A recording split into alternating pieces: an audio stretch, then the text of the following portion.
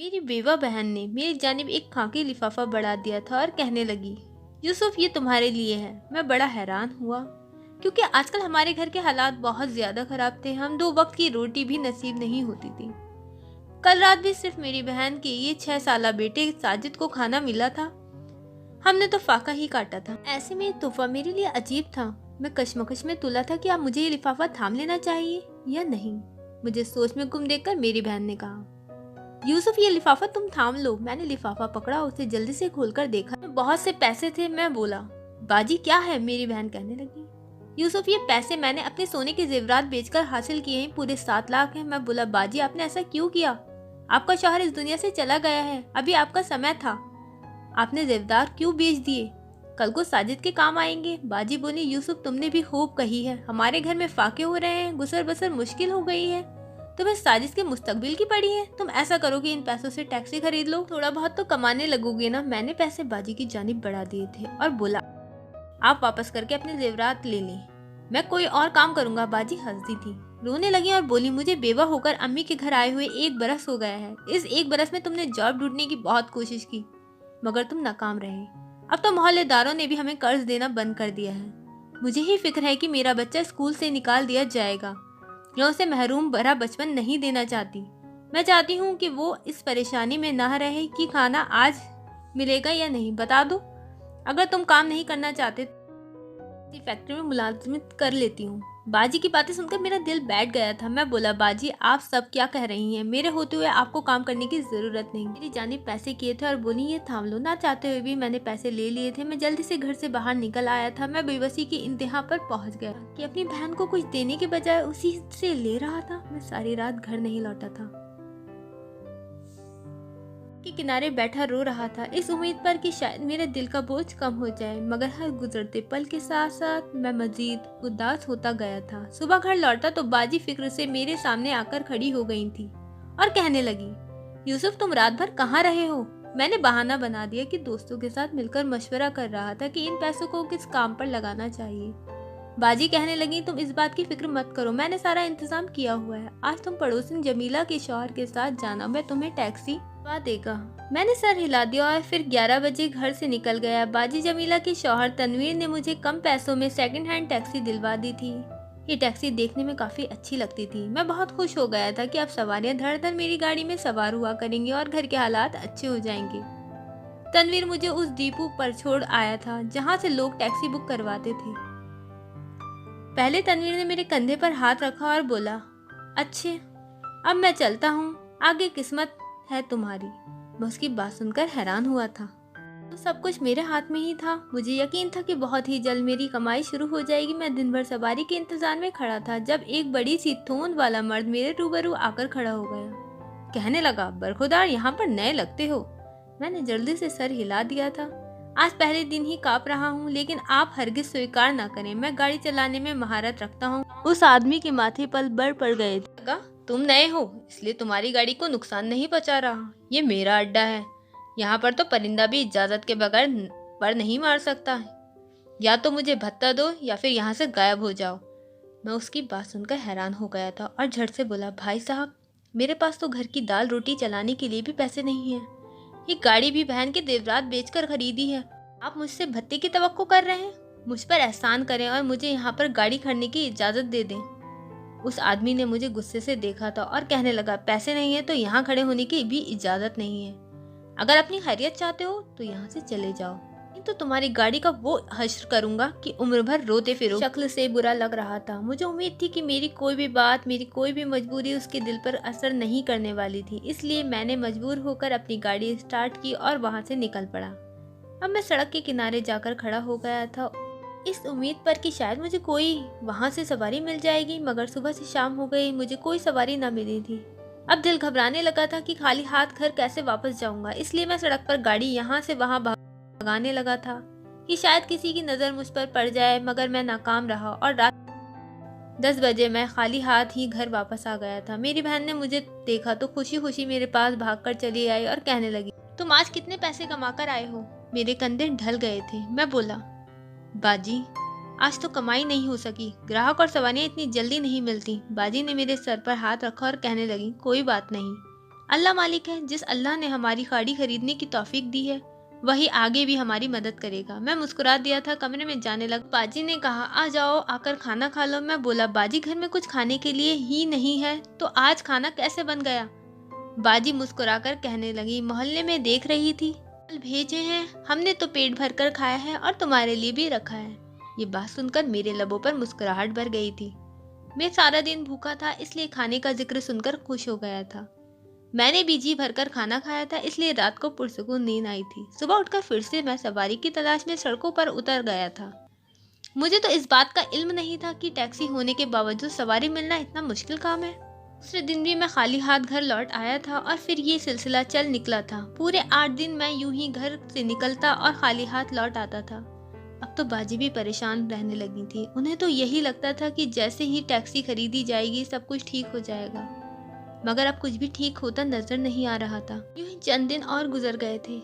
अपनी टैक्सी लेकर खड़ा हो गया था कि शायद मुझे कोई सवारी मिल जाए, तब मेरे सामने एक मर्द आ गया था।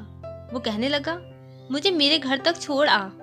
मैंने हामी भर दी तो वो मेरी गाड़ी में सवार हो गया था। मैं मुस्कुराकर बोला, आप मेरी टैक्सी के पहले सवार हैं। वो आदमी हंस दिया और बोला कि आज ही टैक्सी चलाना शुरू की? तो मैंने हाँ में सर हिला दिया और बोला कि पिछले 11 दिनों से सवारी की तलाश में फिर रहा हूँ, लेकिन अब तक नाकाम रहा था। तो आदमी कहने लगा, क्यों? यूं सड़कों पर फिरते रहोगे तो सवारी नहीं मिलेगी, तुम्हें किसी अड्डे पर खड़े होना चाहिए। मेरी आंखों में आंसू आ गए थे। मैं बोला, अड्डे पर खड़े होने की इजाजत नहीं है। कहा, मैं भी अड्डे का मालिक हूँ, मैं तुम्हें वहाँ जगह दिलवा देता हूँ। जल्दी से कहा, मैं भत्ता देने की नियत नहीं रखता, मेरे पास बिल्कुल भी पैसे नहीं हैं। तो वो आदमी मुस्कुराकर कहने लगा, तुमने कभी नेकी का लफ्ज सुना है? मैं हक्का पक्का होकर उसकी जानिब देखने लगा था। वह कहने लगा, मैं तुम्हारे साथ नेकी कर रहा हूँ, मुझे उम्मीद है कि अल्लाह मुझे मजीद नवाज देगा और तुम भी मेरे लिए दुआ करना। मैं बड़ा खुश हो गया था। फिर उस आदमी ने मुझे अपना अड्डे का रास्ता समझाया तो मैं उसके साथ वहीं पर पहुंच गया था। उस अल्लाह के नेक बंदे ने तो मुझे अड्डे पर गाड़ी खड़ी करने की इजाज़त दे दी थी और फिर मेरी तवक्कुल से भी बढ़कर मेरी आमदनी हो रही थी। मैं शाम में पैसों से भरी मुट्ठी के साथ घर वापस लौटा था।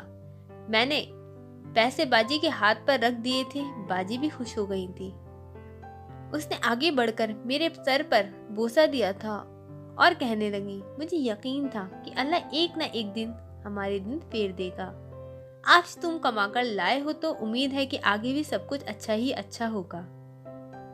मैं भी बड़ा खुश और मुतमईन था। अब तो जैसे जैसे हमारी जिंदगी ही बदल कर रह गई थी। हर रोज मुझे धड़ाधड़ सवारियां मिलने लगी थी और कमाई भी खूब होने लगी थी। मैंने चंद दिनों में मोहल्लेदारों के तमाम कर्ज उतार दिए थे। अपनी बहन के बेटे साजिद को भी बेहतरीन स्कूल में दाखिल करवा दिया था। सब कुछ ठीक होने लगा था। अब मुझे एहसास होने लगा था कि एक नरम दिल इंसान की नेकी ने मेरी जिंदगी बदल कर रख दी है। मैंने भी ठान लिया था कि अगर मैंने अपनी जिंदगी में कभी किसी को मोहताज और मददगार को पाया तो मैं भी उसकी जरूर मदद करूंगा, क्योंकि ये नेकी उसने शुरू की थी जिसकी वजह से दुनिया अभी तक कायम है। खैर, मैंने घर के में राशन भी डलवा दिया था। हर चीज की रेलमपेल होने लगी। सुबह का गया, रात 10 बजे घर लौटता था। बाजी फिक्र क्या करती थी, कहने लगी, यूसुफ थोड़ा सा आराम भी कर लिया करो, वरना बीमार पड़ जाओगे। थकावट तो होती होगी ना। तो मैंने हंसकर नहीं में सर हिला देता और कहता, बाजी पैसा बहुत ताकतवर चीज है। मैंने इस पैसे के बगैर भी जिंदगी गुजार कर देखी है। वह जिंदगी बहुत बेरौनक भी कैसी थी, और अब जब हमारे पास सब कुछ है तो मुझे महसूस हुआ है कि पैसा जिंदगी गुजारने के लिए बहुत जरूरी है, मगर इस चीज को हासिल करने के लिए मैं थोड़ी मेहनत कर लेता हूँ तो इसमें क्या हर्ज है। मैं अपनी जिंदगी से खुश और मुतमईन हूँ। बाजी मेरी बातें सुनकर हंस दिया करती थी। अब घर में खुशियां ही खुशियां थी। एक रात बिजली चली गई तो हम सब नींद से बेजार हो गए थे। मैं सहन में आकर बैठ गया था तो मेरा भांजा साजिद भी मेरे पास ही बैठ गया था। वो कहने लगा, मामू अब आप अच्छा भला कमाने लगे हैं तो आपसे यही दरख्वास्त है कि अब आप इस घर की भी मरम्मत करवा लें, ये घर भी ठीक करवा दें। मेरा तो इस घर में दिल घबराता है। मेरे अब्बू का घर बहुत प्यारा था। मैंने साजिद की बात सुनी तो मेरा दिल रुक सा गया था। साजिद के अब्बू का घर वाकई में बहुत खूबसूरत था, मगर साजिद के अब्बू का इंतकाल हुआ तो दोनों माँ बेटे को घर से मनहूस कहकर निकाल दिया गया था और वो हमारे घर में रह रहे थे। हमारा घर पुराने वक्तों का बना हुआ था। घर हमारे दादा के दादा का था। जब बंटवारा हुआ तो ये मेरे दादा के हिस्से में आ गया था। उनके बाद ये घर मेरे अब्बू को मिला और अब हम सब इस घर में रहते हैं।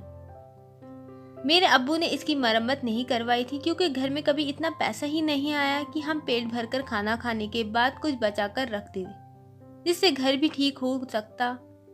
मैंने अपने भांजे के सर पर हाथ रखा और बोला, तुम फिक्र ना करो, आहिस्ता आहिस्ता सब कुछ ठीक हो जाएगा, लेकिन बिजली के लिए तो मैं इंतजाम कर दूंगा। मेरी बात सुनकर मेरा भांजा बेइंतहा खुश हो गया था। खैर, चंद दिनों की कमाई के बाद मैंने एक छोटा सा यूपीएस ले लिया था, जिससे 3 पंखे चल जाया करते थे। सब कुछ बिल्कुल ठीक हो गया था। मगर फिर एक सुबह मुझ पर ऐसी भी आई कि सब कुछ बदल कर रह गया। मैं सुबह सवेरे टैक्सी लेकर निकला घर से तो देखा कि सड़क पर एक जवान लड़की की एक्सीडेंट हुआ था। वो सड़क पर ही तड़प रही थी। उसके इर्द गिर्द लोग हुजूम की सूरत में खड़े थे, मगर कोई भी आगे नहीं बढ़ रहा था। मुझे अफसोस हुआ कि लोग तमाशा देख रहे हैं मगर मदद नहीं कर रहे हैं। मैंने उसे गाड़ी में डाला और अस्पताल ले गया। हालांकि लोग मुझे मना करते रह गए कि ये पुलिस केस है, लेकिन मैंने भी अपनी भी परवाह न की। लड़की के पास जो चीजें मौजूद थीं उसके जरिए उसकी शिनाख्त कर ली गई और उसके बाप को भी अस्पताल बुलाया गया था। तब पता चला कि लड़की का बाप बहुत गरीब है और डॉक्टर्स ने उसका ऑपरेशन करने से इनकार कर दिया है क्योंकि ऑपरेशन के लिए 6 लाख की जरूरत है। लड़की के बाप एक शख्स के सामने हाथ जोड़ रहा था और मदद की अपील कर रहा था, मगर कोई भी उसे 6 लाख देने पर रजामंद नहीं था। वो आदमी कहने लगा था कि किसी की एक नेकी से मेरी बच्ची की जान बच सकती है, कोई मेरी मदद करे।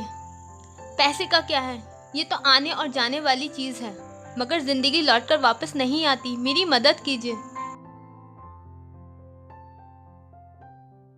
मुझे खुद से किया हुआ वो अहद याद आया था जो मैंने किया था कि जब भी किसी को मेरी मदद की ज़रूरत होगी मैं ज़रूर करूँगा। मेरे पास 6 लाख नहीं थे। मैंने फ़ौरन अपनी टैक्सी बेच दी और सारा पैसा उस लड़की के इलाज पर लगा दिया। उस लड़की का ऑपरेशन होने लगा था। मैं तब उसके परिवार के साथ खड़ा था। मैंने हर लम्हा उसकी मदद की थी, साथ ही मैं उसकी हिम्मत भी बनाता रहा था और उनको दिलासा देता रहा था। शाम के 6 बजे तक उस लड़की का ऑपरेशन मुकम्मल हो चुका था और कामयाब भी हो गया था।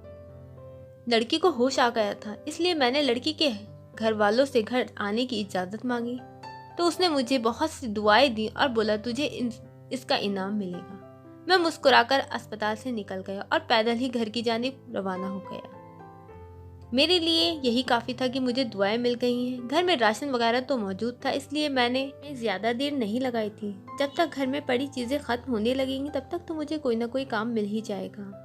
और फिर उम्मीद भी थी कि उस बुजुर्ग की दोहराई हुई दुआ जरूर लंग लाएगी, अल्लाह मेरी मदद करेगा। रात में जब मैं घर के अंदर गया तो मेरे पैरों तले से जमीन निकल गई, क्योंकि मेरे घर की हालात बहुत बुरी हो चुकी थी। हर चीज उजड़ी पड़ी थी। ऐसा लगता था जैसे कोई बड़ा तूफान मेरे घर से होकर गुजरा है। मैं जल्दी से घर में दाखिल हुआ तो मेरी बहन भागती हुई आकर मेरे गले लग गई थी।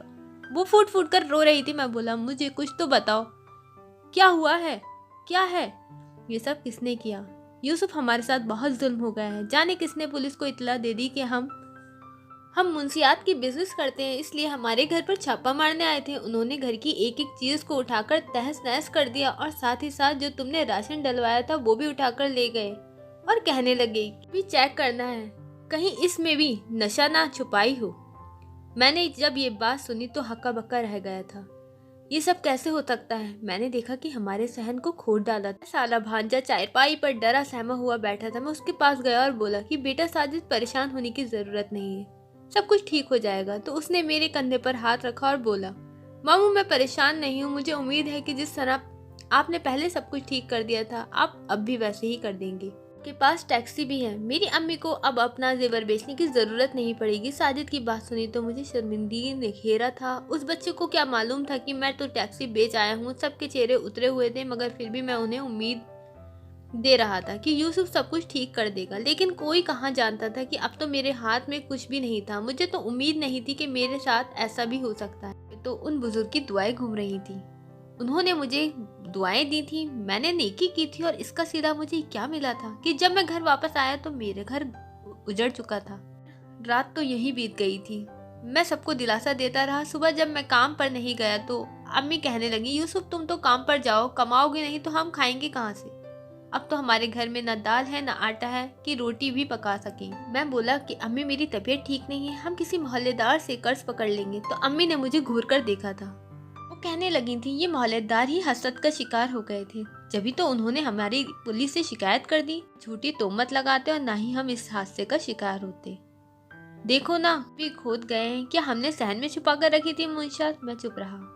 खैर अम्मी को टालने के लिए मैं घर से बाहर तो निकल गया था, मगर कहाँ से कुछ कमाता। शाम में जब खाली हाथ वापस आया तो सबके मुंह लटक गए थे। फिर भांजा कहने लगा, मामू मेरे भूख से बुरा हाल हो रहा है, कुछ तो ले आते। जल्दी से बाहर गया और मोहल्ले की दुकान से कुछ सौदा उधार ले आया था। मैंने घर में दिया तो बाजी मेरे पास आकर बैठ गई और कहने लगी, यूसुफ मुझे ऐसा लग रहा है कि कुछ ना कुछ गड़बड़ है, तो मुझे परेशान ना करो, मुझे बताओ हुआ क्या है। मैंने कहा, बाजी मैंने टैक्सी बेच दी। मेरी बहन हक्की बक्की रह गई थी। वो कहने लगी, तुम ये क्या कह रहे हो, तुमने टैक्सी क्यों बेच दी। मैंने उन्हें पूरी कहानी बताई कि कैसे एक लड़की मर रही थी, उसके इलाज के लिए पैसों की जरूरत थी। अगर मैं इसका इंतजाम नहीं करता तो वो मर जाती। जान से हाथ धो रही थी, चुपचाप मेरी तरफ देख रही थी। तुम्हारी बहन ने ही अपने जेवर बेचे, तब जाकर घर के हालात ठीक हुए। खुद तुमने टैक्सी ही नेकी की भेंट चढ़ा दी। मेरी बहन आगे बढ़ी और अम्मी कहने लगी, यूसुफ तुमने बड़ा अच्छा काम किया है, उसे कुछ मत कहे। अम्मी कहने लगी, अच्छा काम करा, अब तुम्हारी नेकी हमारे पेट भरेगी। हमें क्या मिलेगा अच्छे काम से, हमें क्या 2 वक्त की रोटी मिलेगी। क्या उस लड़की का बाप पैसों का इंतजाम कर लेता जहाँ से कम हमारे पेट पर यूसुफ लात तो नहीं मारता। बातें सुनकर मैं बहुत में हो गया था। मैं रोने लगा था। मेरी बहन मुझे कहने लगी, सब कुछ ठीक हो जाएगा। बहन के कहने के बावजूद भी कुछ भी ठीक नहीं हुआ था। सब कुछ पहले जैसा होने लगा था। हमारे घर में फिर से गुर्बत और फाके होने लगे थे। अम्मी सारा दिन बैठी मुझे बातें सुनाती रहती थी। भी उदास रहता था। वो मेरे पास आकर बैठ गया और कहने लगा, मामू नेकी बहुत बुरी चीज़ होती है। मैं जल्दी से बोला, नहीं बेटा ऐसी कोई बात नहीं है, तुम ऐसा क्यों कह रहे हो। तो वो कहने लगा, जिस दिन से आपने नेकी की है हमारे घर के हालात खराब हो गए हैं। मुझे ऐसा लगने लगा था कि नेकी अच्छी नहीं होती। सर पर हाथ फेरा और बोला, बेटा नेकी तो अच्छी होती है, मगर आजमाइश भी तो अल्लाह की तरफ से ही आनी होती है। तुम ये समझो कि आजमाइश अल्लाह की तरफ से आई है। मुझे उम्मीद है एक न एक दिन सब कुछ ठीक हो जाएगा। साजिद उदास सा बैठा था तो मैं कहने लगा, जब तुम जाकर सहन में खेलो। तो वो बोला, मामू सारा सहन तो टूटा पड़ा है, वहाँ खेलता हूँ तो पाँव जख्मी हो जाते हैं, तुम्हारा दिल लग जाएगा। उसने कहा, ठीक है। वो इतना इंतजार कहकर कमरे से बाहर निकल गया और मिट्टी में खेलने लगा, जबकि मैं बिस्तर पर पड़ा सोचने लगा कि नेकी भी हर इंसान नहीं कर सकता। मुझे कम से कम ये सोचना चाहिए था कि मैं ये गाड़ी बेचकर गुजारा कहाँ से करूँगा। लेकिन फिर मेरी आंखों के सामने उस लड़की की वालिद की शक्ल घूम गई थी। उसके चेहरे पर खुशी थी, फूल फानी थी। साजिद थोड़ी देर खेलने के बाद भागता हुआ मेरे पास आया और कहने लगा, मामू सहन में कोई चीज पड़ी है। मैं बहुत हैरान हुआ और उसके साथ बाहर आया। मैं उसके साथ बाहर आ गया। उसने इशारा किया कि सहन के अंदर कोई चीज थी। वो कहने लगा, मामू ये किसी की लाश है क्या। की बात सुनकर मैं डर गया था कि कहीं अब मेरे लिए कोई नई आजमाइश तो नहीं खड़ी हो जाएगी। अगर हमारे घर में कोई लाश निकली तो क्या होना था। मैंने साजिद को पीछे किया और हाथों से मिट्टी खोदने लगा था। वो एक सफेद कपड़ा था। मैंने जब काफी सारी मिट्टी खोद दी तो देखा कि एक छोटा सा कपड़ा था जिसके अंदर कुछ बंधा हुआ था। अब मैं डर रहा था, क्या मुझे इसे खोलना चाहिए या नहीं, मगर मैंने हिम्मत की और अल्लाह का नाम लेकर उस पोटली को खोल दिया था। ये देखकर तो मेरी आंखें चौंधिया गई थी कि उस पोटली में सोने के जेवरात पड़े थे। इतना ही नहीं बल्कि सोने के सिक्के भी पड़े थे। मैं जल्दी से चिल्लाया, बाजी। वो भी हैरान रह गई थी। मैंने पता लगाया तो वो पता चला कि वो जेवरात यहाँ से हिजरत करके जाने वाले छोड़ गए थे। बहुत साल पुराने थे, शायद सदियां भी गुजर गई थी, मगर ये हमारे हिस्से की दौलत थी। हम सबकी आंखों में आंसू थे। वो जेवरात हमारे बहुत काम आए। हमारी जिंदगियां बदल कर रह गई थी। हमारे हालात अच्छे हो गए थे। बहन के जो जेवरात बेचे थे उसे भी नए बनवा दिए थे। साजिद को भी अच्छे स्कूल में दाखिल करा दिया गया था। हमने पोश इलाके में नया घर ले लिया था। मेरी बहन के लिए भी अच्छा रिश्ता आ गया था। वो लड़का साजिद को भी कबूल करने पर तैयार था। बहन की रजामंदी से अम्मी ने रिश्ता तय कर दिया था। बहन भी अपने घर चली गई थी। अब वो अपने घर में बहुत खुश है। अब अम्मी अक्सर मेरे पास आकर बैठ जाती हैं और कहती हैं कि यूसुफ, हमारे जो हालात बदले फ़कत तुम्हारी वजह से मुमकिन हुआ है। अगर तुम नेकी ना करते तो हम अभी भी 2 वक्त की रोटी के लिए तरस रहे होते। तुमने अपनी बिसात से बढ़कर नेकी की थी तो अल्लाह ने हमें हमारी औकात से बढ़कर दिया है। यह अल्लाह के काम है। वो किसी को उधार नहीं रखता। किसी के साथ नेकी करो तो वो लौट कर वापस ज़रूर आती है, जैसे मेरे साथ हुआ था। मैंने तो अपनी ज़िंदगी के तजुर्बे से यही सीखा है कि अल्लाह की मखलूक के साथ भलाई करने वालों को अल्लाह बहुत नवाजता है। करती हूँ कि आपको ये कहानी पसंद आई होगी। पसंद आए तो प्लीज़ वीडियो को लाइक और चैनल को सब्सक्राइब कर लीजिए। अपने दोस्तों के साथ साझा करें। धन्यवाद।